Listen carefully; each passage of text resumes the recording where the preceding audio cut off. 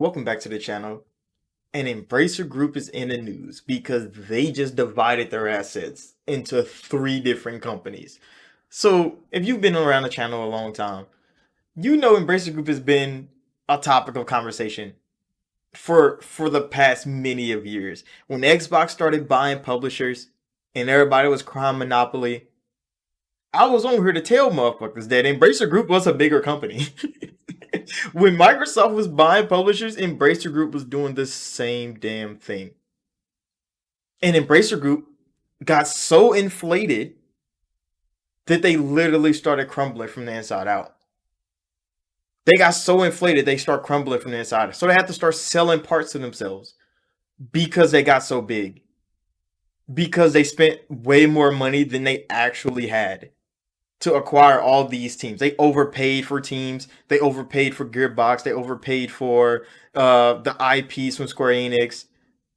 They got finessed out a lot of money from a lot of people because they wanted to be bigger in gaming, and because they supposedly had a deal for like 3, 4, $5 billion with another company, and then that company pulled out of that $5 billion deal, and all the money that they thought they had that they spent already, they needed it back, and they needed it back real fast.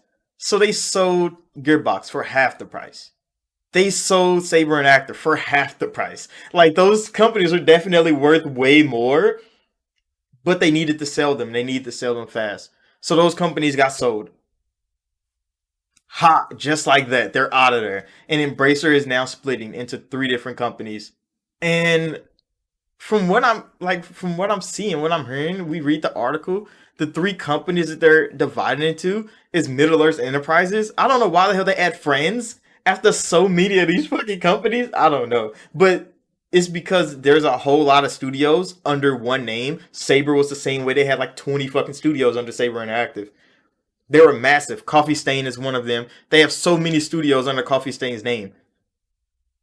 But Coffee Stain is like the big name out of all of those companies that work under Coffee Stain.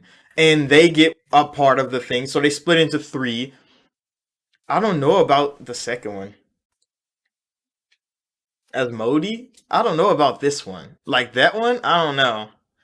They make tabletop licenses and they make spin up like that one. The second one is probably they're probably scuffed.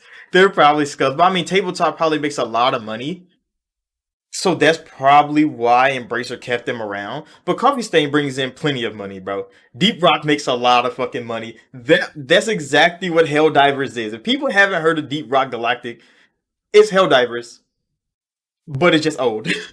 It's literally Helldivers, but old. It's exactly that. It's exactly that, and it's actually pretty fun. Wreckfest is crazy. Freaking Valheim is really fucking good.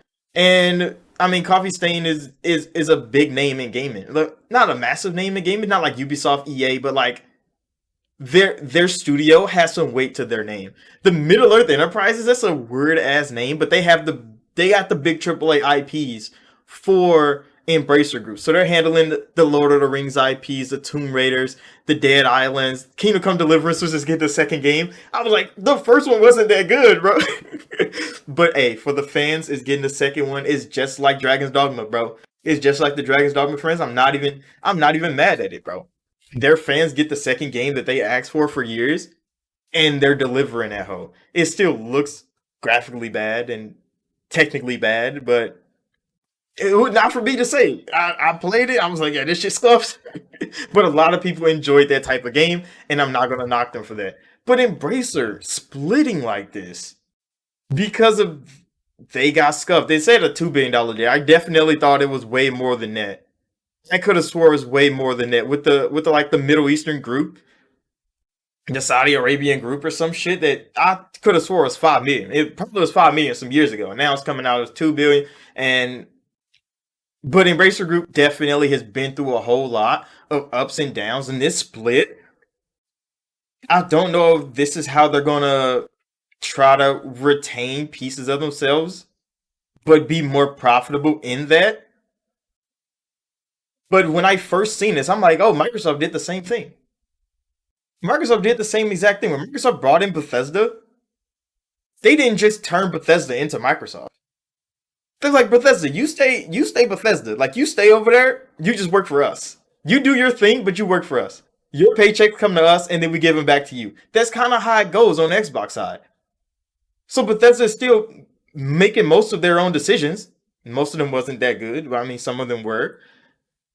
And Microsoft just rakes in the money off the Bethesda name. The same thing they did to Activision. Like, Activision, you do your thing. Blizzard, you do your thing. You just work for us now. That's kind of the thing. And Embracer is kind of adopting that. So these three companies are going to run themselves. You do your things.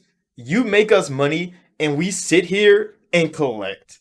Which is smart. Because Embracer Group got so fucking big. I wish I could bring up that old ass map of how much control Embracer had over gaming that people did not know about, because there were sub companies of sub companies and they all worked for Embracer Group, and a lot of them were throwing out trash games. And I'm like, where are they getting all this money from? They didn't have it in the first place. But now we know Embracer is kind of shaping up to be an actual company that runs in gaming. Is it going to be a good company? We still have to wait and see on that. A lot of companies in gaming right now are not that fucking good. You could be biased to your favorite company, be like, oh no, I love this over that. But I mean, the only company really pushing gaming forward right now is the Xbox. And it's the Microsoft company. They're pushing gaming forward whether you like it or not. A lot of people hate what they're doing, but I mean, for gaming in the future, Microsoft is pushing that shit. They're pushing the envelope real fucking fast because they got the money in the back end to do it. They have the money in the back end to do it. They got the leadership to do it. And I'm here for it. I was here when they didn't have any fucking direction. Now I'm here with all the direction in the world. And I'm probably gonna stay here for a while. So make sure to like button, subscribe. I'm gonna keep covering the news if y'all want to keep watching the news, and I'll see y'all in the next one.